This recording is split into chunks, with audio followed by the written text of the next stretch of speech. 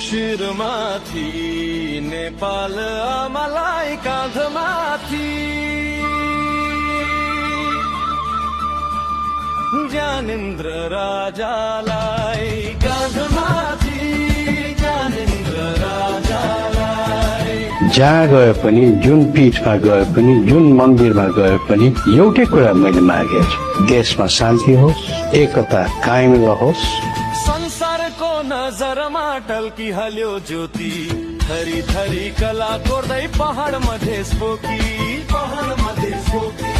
उन्नतिका शङ्खधारा इन्द्रेणी झै गर्जन, हृदयको सुर हिमा शान्ति क्षेत्र भर्छन्।